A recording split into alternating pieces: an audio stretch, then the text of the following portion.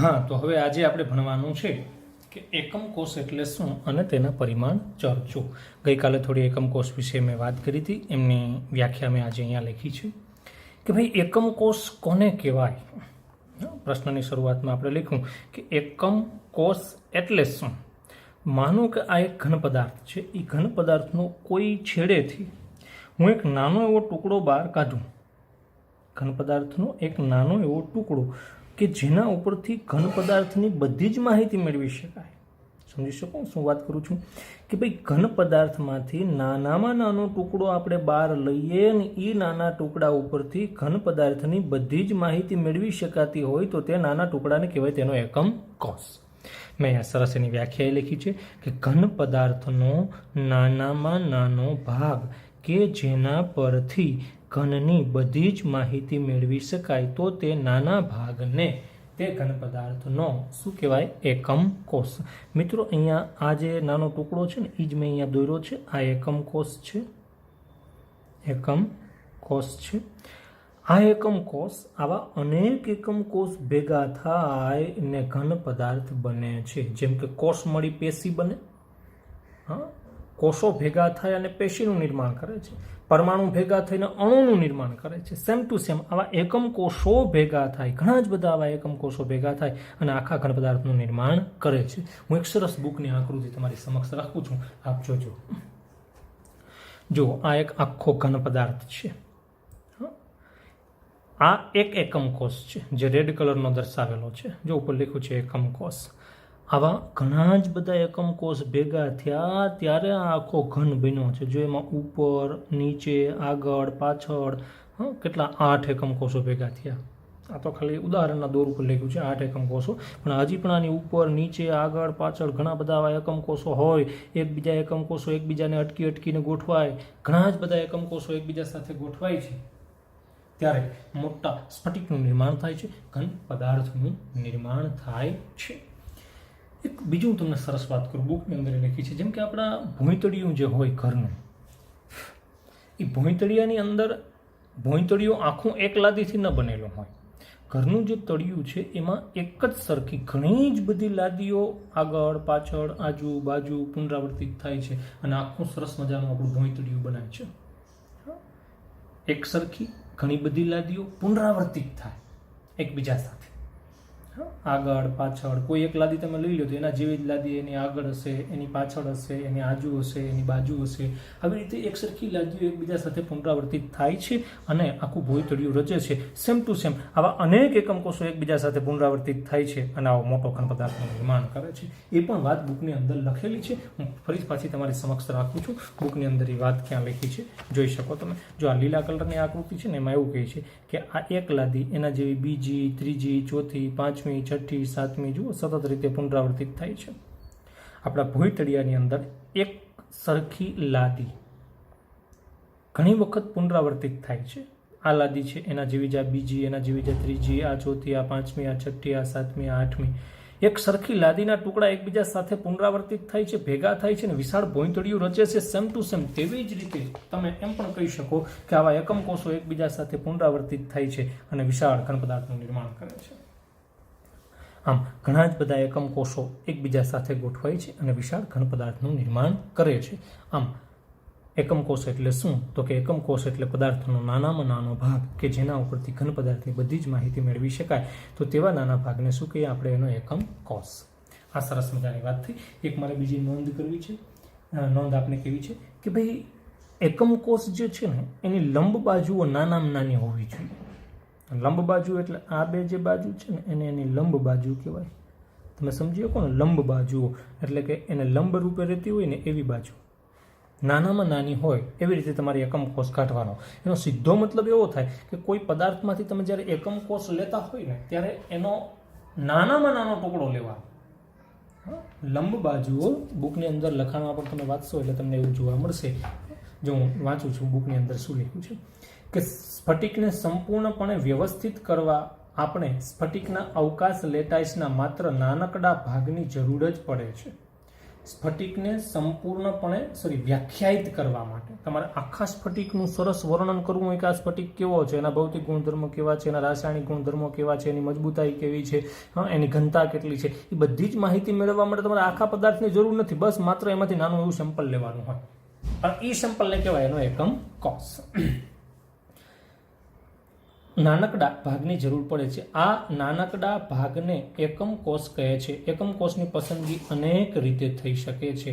સામાન્ય રીતે એવો એકમ કોષ પસંદ કરવામાં આવે છે કે જેની લંબ બાજુઓ ટૂંકામાં ટૂંકી હોય, મતલબ કે એની લંબ બાજુઓ ટૂંકામાં ટૂંકી હોય ને એવો એકમ કોષ તમારે પસંદ કરવાનો. મતલબ શું કે આમાંથી તમે ટુકડા બહાર કાઢો, એમાંથી એ ટુકડો તમારે એકમ કોષ તરીકે પસંદ કરવાનો કે જે નાનો હોય, લંબ બાજુઓ નાની હોય, એનો મતલબ કે તે ટુકડો નાનો હોય. એટલે ચોખ્ખી વાત કરો ને, ઘન પદાર્થનો નાનામાં નાનો ભાગ તમે લ્યો અને એ નાના ભાગ ઉપરથી જો ઘન પદાર્થની બધી જ માહિતી મળી જતી હોય તો તે નાના ભાગને શું કહેશું આપણે? એનો એકમ કોષ. હવે આપણે જોવાનું છે કે એકમ કોષના પરિમાણ ચર્ચો. તો ભાઈ એકમ કોષના પરિમાણ 6 છે. 3 ધારો જોજો તમે, અને હું એ કહી દઉં, આ ધારને હું બી કહી દઉં, આ ધારને હું સી કહી દઉં. તો ABC 3 ધારો, અને એ 3 ધારો વચ્ચેના ખૂણા, 3 ધારો કઈ? તો કે A, B અને C, અને ધારો વચ્ચેના ખૂણા આલ્ફા, બીટા અને ગેમા. એની સરસ આકૃતિ બુકની અંદર પણ આપેલી છે, હું આપની સમક્ષ રજૂ કરું છું અને તમે જોઈ શકો. આ એક એકમ કોષ છે, મોટો બધો બતાવ્યો કારણ કે તમે સમજી શકો એટલે. બાકી નાનો એવો ટુકડો જ છે, પણ એને ખૂબ મોટી આકૃતિ અહીંયા આપી છે. શું કામ? કે આપણે સમજી શકીએ એટલે. તો જુઓ, એની 3 ધારો છે. એ, આ ધારને આપણે સી કહેશું અને આપણે બી કહેશું. તો ABC 3 ધારો છે અને એમની વચ્ચેના 3 ખૂણા છે આલ્ફા, બીટા, ગેમા. તમારો એકમ કોષ કેવો છે એનું વર્ણન કરવા માટે તમારે એની ધારો અને ખૂણા જાણતા હોવા જોઈએ. એની ધારો કેવડી છે, એ ધારો વચ્ચેના ખૂણા કેટલા કેટલા છે, એ જો તમને ખબર હશે ને તો તમે આ એકમ કોષનું વર્ણન કરી શકશો. તમને એમ થશે કે એકમ કોષનું વર્ણન શું કામ કરવું જોઈએ, કારણ કે એકમ કોષ પાછા ઘણા બધા પ્રકારના છે. હવે કલ્પના કરો કે આ જે સી ધાર તમને ઉપર દેખાય છે એને સેજ તમે આમ નમાવી દો છો, અને આ બી છે એને ટૂંકી કરી નાખો છે અને એને લાંબી કરી નાખો. એમાં તમે ધારોમાં ફેરફાર કરશો ને એટલે એકમ કોષની પેટર્ન બદલતી જાય. આમ એકમ કોષ 7 પ્રકારના છે. બુકની અંદર આપણને આપેલું છે કે એકમ કોષ 7 પ્રકારના છે. આપણે ભણવાનું છે એકમ કોષના પ્રકાર. આગળ સરસ રીતે આપણે જોશું. એકમ કોષોના પ્રકાર આપણને આપ્યા છે. આપને હું આકૃતિ બતાવું, જોઈ શકો. જો એકમ કોષના પ્રકાર છે, આગળ ઉપર આવશે એટલે આપણે ભણવાનું જ છે.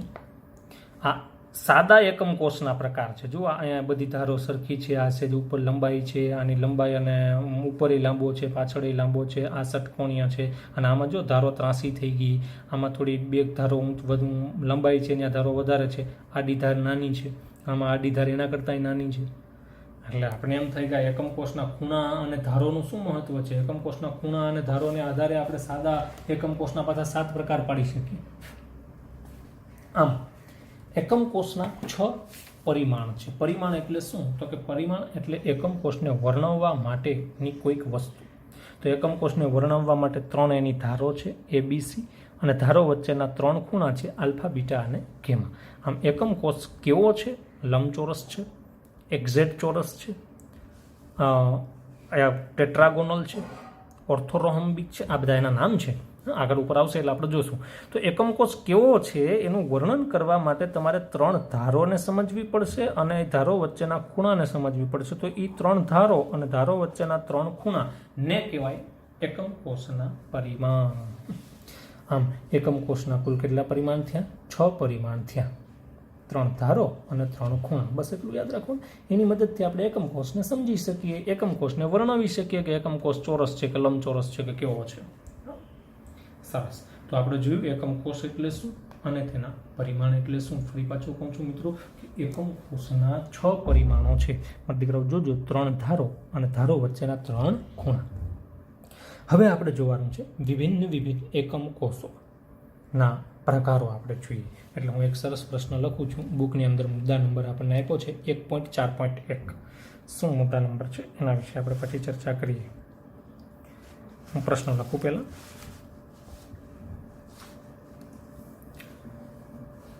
બુકની અંદર આપ્યું છે મુદ્દા નંબર 1.4.1 કે આદિમ અને કેન્દ્રિત એકમ કોષ, એટલે એના માટે હું સરસ પ્રશ્ન અહીંયા લખું છું કે ભાઈ એકમ કોષના પ્રકાર આપો. હમણાં બરાબર જોજો હું શું પ્રશ્ન લખ્યો છે, એકમ કોષના પ્રકાર આપો. તો ભાઈ એકમ કોષના મુખ્ય બે પ્રકારો છે. હમણાં આપણે જોયું કે એકમ કોષને વર્ણવવા માટે કેટલા પેરામીટરની જરૂર પડે છે, કેટલા માપોની જરૂર પડે છે. પેરામીટર એટલે માપ, તો કે 6. એકમ કોષને વર્ણવવા માટે 6 માપોની જરૂર પડે, 6 પેરામીટરની જરૂર પડે, 3 ધારો અને ધારો વચ્ચેના 3 ખૂણા. બરોબર, એ માહિતી તમે યાદ રાખો, મગજની અંદર સ્ટોર કરી લો. અને હવે એક નવા જ એંગલથી અહીંયા ધ્યાન રાખશું કે એકમ કોષના પ્રકાર. તો એકમ કોષના પ્રકાર, અત્યારે જે આપણે એકમ કોષના પ્રકાર ભણીએ ને, આ ધારો અને ખૂણાને આધારે નથી, કણોની ગોઠવણીને આધારે છે. આ બુકની અંદર સ્પષ્ટતા નથી, એટલે હું તમને કરી દઉં છું. એકમ કોષના પ્રકાર આપો, આ પ્રશ્ન 2 રીતે ભણી શકાય. આપણી બુકમાં આ પ્રશ્ન 2 રીતે સમજી શકાય. કણોની ગોઠવણીને આધારે આપણે એકમ કોષનો પ્રકાર ભણવાનો છે, એટલે હું અહીંયા ટાઇટલ આપી દઉં છું, કણોની ગોઠવણીને આધારે એકમ કોષનો પ્રકાર આપણે જોવાનો છે. પછી પાછું પણ આપણે આવો જ પ્રશ્ન ભણશું, એકમ કોષના પ્રકાર આપો, પણ આ પેરામીટરને આધારે. એટલે એકમ કોષના પ્રકાર આપો એ એક સરખો પ્રશ્ન 2 રીતે લખી શકાય. કણોની ગોઠવણીને આધારે એકમ કોષના પ્રકારો સમજી શકાય અથવા જાણી શકાય, અને એના જે આ પેરામીટર છે 6, 3 ધારો અને 3 ખૂણા, એમને આધારે પણ એકમ કોષના પ્રકારો જાણી શકાય. તો અત્યારે આપણે એકમ કોષના પ્રકારો જાણીએ છીએ કણોની ગોઠવણીને આધારે.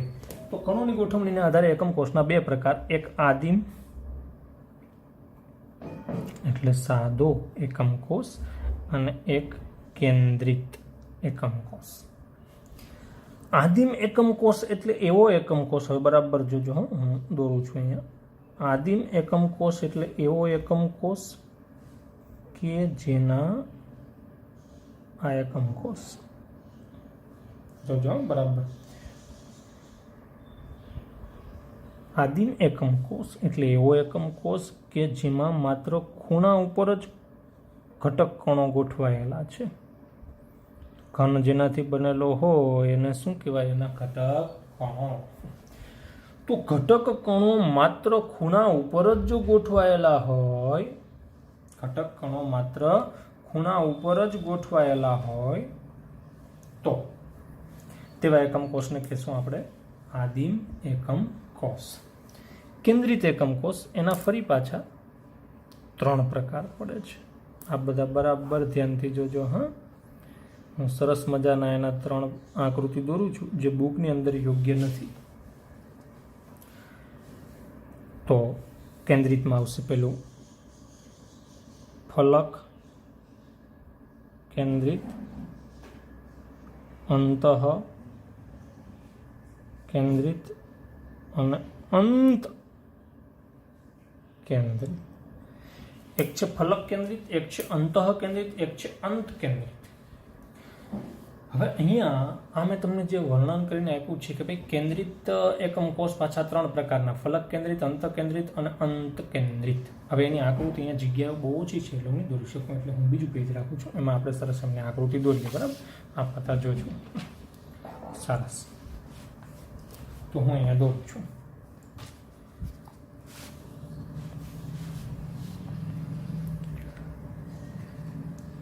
ફલક કેન્દ્રિત એકમ કોષ.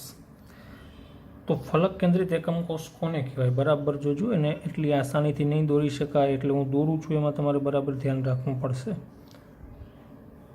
એની રેસીપી એટલી સરળ નથી કે તમે એકદમ સરળતાથી બનાવી લો. આવી રીતે બોક્સ બનાવવાનું. હવે અહીંયા શું શબ્દ લખ્યો છે આપણે? તો ફલક કેન્દ્રિત એકમ કોષ. ફલક એટલે બાજુ, દિવાલો. એમાં ખૂણા ઉપર તો ગોળાઓ હોય જ ભાઈ, આદિમની જેમ ખૂણા ઉપર તો ગોળા હોય. આ ઉપરાંત ફલકોમાં પણ ગોળા હોય. જોજો બરાબર ધ્યાનથી જોજો. ઉપરની ફલકે ગોળો છે, નીચેની ફલકે છે, આજુ બાજુ, આગળ અને પાછળ. બરાબર ધ્યાનથી તમે જોઈ શકો. હવે હું તમને એને આભાસ કરાવું છું, જોજો.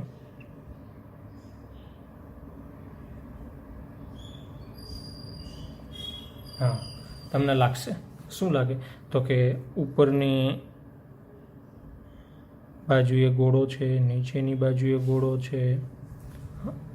જો ફલક કેન્દ્રિત છે, ઉપરની બાજુએ, નીચેની બાજુએ, આગળની બાજુએ. જો નાનો એવો છે એ પાછળની બાજુએ છે, આજુ બાજુ.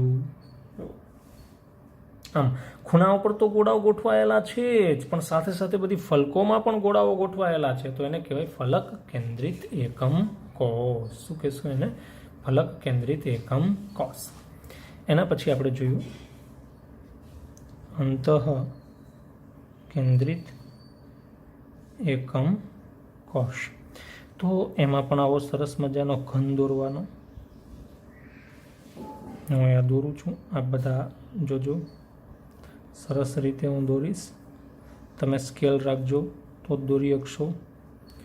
અંતઃ કેન્દ્રિત, એમાં ખૂણા ઉપર તો ગોળાઓ છે જ, આદિમની જેમ. ખૂણા ઉપર તો ભાઈ કોમન, બધામાં ખૂણા ઉપર તો ગોળા હોય જ, પણ એક્ઝેક્ટ વચ્ચે પણ ગોળો ગોઠવાયેલો છે. કોઈ દિવાલને ટચ નથી. તમે જે રૂમમાં બેઠા ને એમાં કલ્પના કરો કે બરોબર હવાની અંદર પીળા કલરનો ગોળો બરોબર જ વચ્ચે છે. જોજો, હા, તમને 3D ભાસ કરાવું.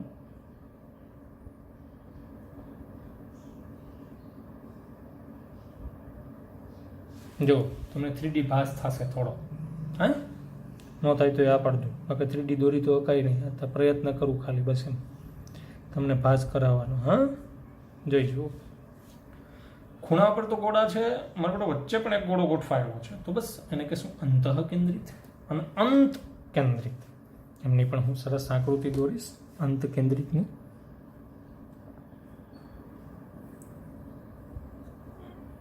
કે જેમાં ખૂણા ઉપર તો ગોળાઓ હોય જ. અંત કેન્દ્રિતમાં ખૂણા ઉપર તો ગોળાઓ હોય જ, શંકાને કોઈ સ્થાન નથી. ખૂણા ઉપર તો ભાઈ ગોળા હોય જ, અને બીજે ક્યાંય ન હોય તો એને આદિમ કહેવાય. વચ્ચે ગોળો હોય તો એને અંત કેન્દ્રિત, ફલકો બધી દિવાલોમાં ગોળા હોય તો એને ફલક કેન્દ્રિત કહેવાય. વચ્ચે ગોળો હોય તો એને અંત કેન્દ્રિત કહેવાય. અને સામસામેની કોઈ બે જ બાજુએ જો ગોળો ગોઠવાયેલો હોય, સામસામેની કોઈ બે જ બાજુએ ગોળો ગોઠવાયેલો હોય તો એને કહેવાય અંત કેન્દ્રિત એકમ કોષ. આમ એકમ કોષના ટોટલ કેટલા પ્રકાર થયા? આમ બે, એક આદિમ, હમણાં આપણે જોયું છેલ્લે. હા, અહીંયા લાસ્ટની અંદર આપણે દોર્યો હતો આદિમ એકમ કોષ, એટલે એવો એકમ કોષ કે જેમાં માત્ર ખૂણા ઉપર જ ગોળાઓ ગોઠવાયેલા છે. એટલે આમ બે પ્રકાર એકમ કોષના, આદિમ એકમ કોષ અને કેન્દ્રિત એકમ કોષ. કેન્દ્રિત એકમ કોષના પાછા 3 પ્રકાર. ફલક કેન્દ્રિત, એટલે કે ખૂણા ઉપર તો ગોળાઓ છે, ઉપરાંત બધી ફલકોમાં પણ ગોળા છે. આકૃતિ મેં પાછળ હમણાં દોરી હતી. અંતઃ કેન્દ્રિત, કે જેમાં ખૂણા ઉપર તો ગોળાઓ છે જ, વચ્ચે પણ ગોળો ગોઠવાયેલો હોય તેને અંતઃ કેન્દ્રિત કહેવાય. અંત કેન્દ્રિત, કે જેમાં ખૂણા ઉપર તો ગોળાઓ છે જ, પણ સામસામે અંત એટલે છેડો, સામસામેના કોઈ બે જ છેડે ગોળા ગોઠવાયેલા છે, માટે એને કહેવાય અંત કેન્દ્રિત ગોળો. એની ફરી હું આકૃતિ તમને બતાવવાનો પ્રયત્ન કરું છું. જો સરસ આકૃતિ દોરી છે, બુકની અંદર આવી આકૃતિ નથી, એટલે મારા દીકરા બરાબર એને સ્ટોપ કરી અને તમે દોરી લેજો. દોરતા ન ફાવે તો હજી પાછું મને તમે વોટ્સઅપ પર કહી શકો કે સાહેબ ફરી એકવાર દોરો, એટલે હું દોરીશ. સરસ, એટલે આ બધા એકમ કોષના પ્રકારો થયા. બુકની અંદર પણ એ આપણને આપેલું છે સરસ મજાનું, તમે એમને જોઈ શકશો. એની આકૃતિઓ આ બુકની અંદર સ્પષ્ટતાથી આપેલી નથી, એટલે મારે આકૃતિ દોરવી પડી.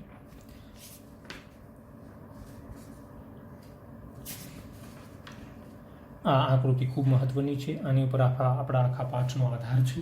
હવે બીજી મારે તમને એક વાત કરવી છે કે આગળ જે આપણે ક્વેશ્ચન ભણ્યા હતા કે ભાઈ સ્ફટિકમય ઘન પદાર્થનું વર્ગીકરણ, મુદ્દા નંબર 1.3, એમાં સીધું આપણે કોષ્ટકને આમાંથી સમજાતા કે મેં તમને એવું કીધું કે 4 અને 5 નંબરનું પેજ તમે છોડી દો અને 6 નંબર ઉપર જે કોષ્ટક આપ્યું છે એ કોષ્ટકમાંથી આપણે આખું સમજાતા, બરાબર?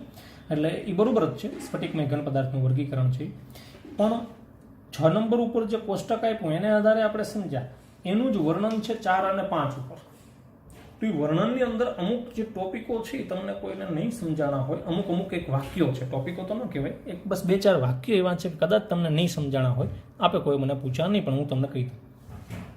તો એમાં મારા જેટલા ધ્યાને આવે છે મને એમ છે કે જે સમજાવવા જેવા ચીજ કહું છું, છતાંય તમને કંઈ ન સમજાય તો મને વોટ્સઅપ પર પૂછી શકો, હું ફરી પાછો કહું છું. એમાં તમે આયોનિક પદાર્થની અંદર કદાચ વાંચતા હશો તો એમાં લખેલું આવશે શું, તો કે ઋણ આયનો અને ધન આયનો લખ્યું છે બીજી જ લીટીમાં, ધન આયનો અને ઋણ આયનો ત્રિપરિમાણીય દિશામાં ગોઠવણીથી રચાય છે. એટલે કે ધન આયનો અને ઋણ આયનો એકબીજા સાથે ગોઠવાય અને આયોનિક ઘન પદાર્થ બને છે. આ પદાર્થો સ્વભાવે સખત અને બરડ હોય છે. બરડનો મતલબ કે તેને આમ થોડુંક ખાલી તમે આમ શું કહેવાય કે એને મરોડવાનો પ્રયત્ન કરો ને તો બટકી જાય, તૂટી જાય, મુવમેન્ટ ના પામે. જેમ કે આપણે આ બોલપેન છે ને એ તૂટશે નહીં, જો વળાંક પામી શકે, ઓલું એમ વળાંક ના પામે, ફટાફટ આમ આમ આમ કરો એટલે ફાટ સમય તૂટી જાય, એટલે બરડ કહેવાય. બરાબર, એટલે બરડ એક શબ્દ કદાચ એવો હશે. તેમાં આકર્ષણ બળ વધારે છે એટલે તેના ઉત્કલન બિંદુ ગલન બિંદુ ઊંચા હોય છે. એ તો તમે સમજી જ ગયા તે દિવસે, કારણ કે આયોનિક બંધમાં આયોનો વચ્ચે આયોનિક બંધનું આકર્ષણ બળ હોય અને આયોનિક બંધનું આકર્ષણ બળ ખૂબ વધારે છે એટલે કણો છૂટા પડવા માટે આપવી પડતી ઉર્જા ખૂબ જ એની વધારે હોય છે. સરસ. તાત્વિક ઘનની અંદર તમને એવું લખેલું જોવા મળશે કે ભાઈ ઇલેક્ટ્રોનના સમુદ્રમાં ધન આયનો તરે છે. ના, એવું ઇલેક્ટ્રોનનો સમુદ્ર બમુદ્ર લખવાની કંઈ જરૂર નથી. તાત્વિક બંધની સરસ મજાની આકૃતિ મેં વિડીયોમાં બનાવી છે, તમે જોજો. મેં તમને કીધું ધાતુના પરમાણુ બધા ભેગા થાય, બધા પરમાણુ પોતપોતાની બાહ્યતમ કક્ષામાંથી ઇલેક્ટ્રોન છોડે એટલે જાજા બધા ઇલેક્ટ્રોન સ્ફટિકની અંદર છૂટે. એ છૂટેલા જે ઇલેક્ટ્રોન છે ને એમની વચ્ચે પછી ધન આયનો ગોઠવાયેલા હોય. હવે છૂટેલા ઇલેક્ટ્રોન છે એમાંથી મેં તમને સ્પષ્ટ રીતે વાત કરી હતી કે અમુક ઇલેક્ટ્રોન ધન આયનોને જકડી રાખવાનું કામ કરે છે અને જકડતા ઇલેક્ટ્રોન કહેવાય, સંયોજકતા ઇલેક્ટ્રોન કહેવાય. એટલે આપણે લખ્યું ત્યાં સંયોજકતા પટના electron. Which type of electron? એવા ઇલેક્ટ્રોન કે જે ધન આયનોને જકડી રાખે અને સંયોજકતા પટના ઇલેક્ટ્રોન કહેવાય. આવા શબ્દો બુકમાં નથી એટલે મારે ફરી બોલવા પડે છે.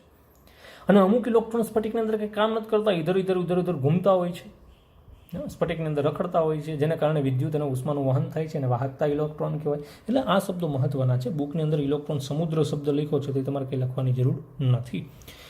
અને બાકી તો બધું તમને સરસ સમજાઈ જાય એવું એમાં લખ્યું છે. છતાં પણ કંઈ હોય તો આપણે રૂબરૂ ક્લાસ આવશે ત્યારે મને પૂછી શકો. સહસંયોજક ઘન અને સહસંયોજક ઘન જે છે એમની અંદર હીરો અને ગ્રેફાઇટ વિશે મેં તમને ટૂંકમાં વર્ણન કર્યું હતું, એવું ટૂંકમાં જ વર્ણન કરવાનું છે, આના જેવું લાંબુ વર્ણન કરવાનું નથી. પણ હવે એમની અંદર સંકરણ વિશે પણ થોડી વાત કરેલી છે, મેં પણ તમને સંકરણ વિશે વાત કરી હતી. પણ ગ્રેફાઇટ અને હીરાની આકૃતિ બુકની અંદર આપેલી છે કે ભાઈ હીરો છે ને એની સ્તરીય રચના નથી, એમાં કંઈ સ્તરો બરો નથી, સીધા કાર્બનના પરમાણુ ગોઠવાતા જાય અને કયું સંકરણ થાય હીરામાં? sp3. કયું સંકરણ થાય? sp3. ગ્રેફાઇટની અંદર શું છે કે કાર્બનના પરમાણુ સીધા સતત ગોઠવાતા નથી. એક સ્તર બને, બીજું સ્તર બને, ત્રીજું સ્તર બને, ચોથું સ્તર બને, સ્તરોવાળી ગોઠવણી છે મારા દીકરાઓ. હા, અને સ્તરો વચ્ચે હલનચલન થઈ શકે. એટલે જો છેલ્લી લીટીઓમાં લખેલું છે શું કે જુદા જુદા સ્તરો એકબીજાની ઉપર સરકી શકે. આ બાબત ગ્રેફાઇટને પોચો, ઘન અને સારું ઊંજણ બનાવે છે. ઊંજણ એટલે લુબ્રિકાન્ટ. લુબ્રિકાન્ટ એટલે મોટરસાઇકલમાં નાખવાનું ઓઇલ, મોટરસાઇકલના એન્જિનમાં નાખવાનું ઓઇલ કે જે ઘર્ષણ સામે રક્ષણ આપે એને ઊંજણ કહેવાય. હા, ગ્રેફાઇટ છે એ કંઈ ઓઇલ નથી, પણ ઓઇલની જેમ ગ્રેફાઇટ છે ને એ ઘર્ષણ સામે રક્ષણ આપે. શું કામ? કે આ ગ્રેફાઇટ છે એમાં સ્તરો છે. હવે સ્તરો હોવાને કારણે એ સ્તરો છે ને આ મોટરસાઇકલના જમ્પની જેમ ઉપર નીચે થાય અથવા એ આમ તરો સરકી શકે. એટલે કોઈ ઘસારા સામે આપણને રક્ષણ આપે છે. તેથી ગ્રેફાઇટને ઘન લુબ્રિકાન્ટ પણ કહી શકાય. બરાબર છે? આવું બધું લખ્યું છે. અને બાકી જે મેં કોષ્ટકમાંથી સમજાવતી વખતે જે હું બોલ્યો છું એને મારા દીકરા 2 વખત રિપીટ કરી અને સાંભળી લ્યો શું બોલ્યો છું. બરાબર? અને એ જ લખો એટલે એક પણ માર્ક્સ તમારો કપાશે નહીં. બરાબર? આયોનિક બંધનું જે આકર્ષણ બળ છે એને સ્થિર વિદ્યુતીય બળ પણ કહેવાય, એને કુલંબિક બળ પણ કહેવાય. એવી પણ મેં તમને ન્યાયમાં તમે કીધેલું છે. બસ બાકી તો એટલું બધું ખાસ કંઈ છે નહીં. આશા રાખું કે તમને બધું આવડતું હશે. ધાતુઓની અંદર ટીપાનીય અને તણનીય ગુણધર્મ જોવા મળે છે. ધાતુ કેટલાક કિસ્સાઓમાં રંગ બતાવે છે, ધાતુ રણકાર ધરાવે છે, ધાતુ ચડકાર ધરાવે છે. જો કે બધું તમને ખબર જ છે, પણ એટલું યાદ રાખજો કે ધાતુની અંદર જે આવા બધા ગુણધર્મ જોવા મળે છે, ટીપીને તાણીને તારના પતરા બનાવી શકાય ને એ બધા ગુણધર્મો, ચડકાર ધરાવવો, તો એ બધા મુક્ત ઇલેક્ટ્રોનને આભારી છે.